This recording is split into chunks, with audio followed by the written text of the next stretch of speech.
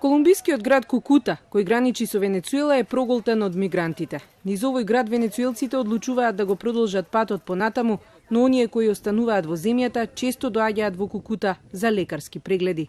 Колабираната економија, а и неодамнешните меѓународни санкции го повлече со себе и здравството во Венецуела. Докторите немаат со што да работат, нема лекови, ниту медицинска опрема.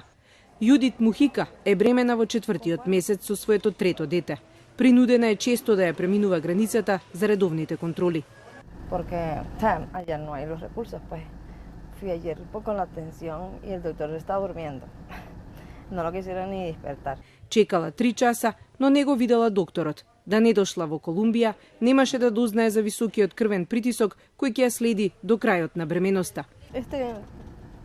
Al centro del país de Venezuela no puede vivir.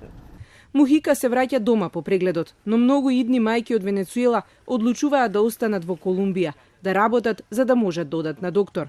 Кукута е градот во кој денеска пристигна американската хуманитарна помош. 180 тони храна, средства за хигиена, лекови и медицински инструменти чекаат дозвола за влез во Венецуела и да бидат доставени до 250.000 луѓе.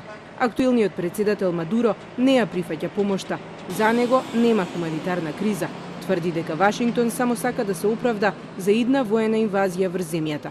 Но опозицијата на чело со лидерот Гуаидо, кој е веќе признаен за председател од 50 земји, преку Твитер повика доброволци за да ја дистрибуираат помошта. Пријавени се повеќе од 100.000 луѓе, а во меѓувреме тој ја повика и војската да застане на негова страна. И de nuevo el mensaje a las Fuerzas Armadas de Venezuela. 7 días para que ingrese la ayuda humanitaria. Una semana para que hagan lo correcto, para que se pongan del lado no solamente de la Constitución, que estamos autorizados para que ingrese la ayuda humanitaria, sino de la humanidad. Но Мадуро ја собира војската на границата со Колумбија, а опозицијата се надева и преговара да ја достави помошта преку Бразил. Гуаидо најави и дека до болниците во Каракас веќе е доставена и првата пратка со нутритивен прашак за децата. Венецуела со години се наоѓа во длабока политичко-економска криза. Во земјата недостасуваат повеќе од 80% од лековите и медицински материјал, а редовно нема струја и вода. Поради кризата, од земјата емигрирале повеќе од 3 милиони луѓе.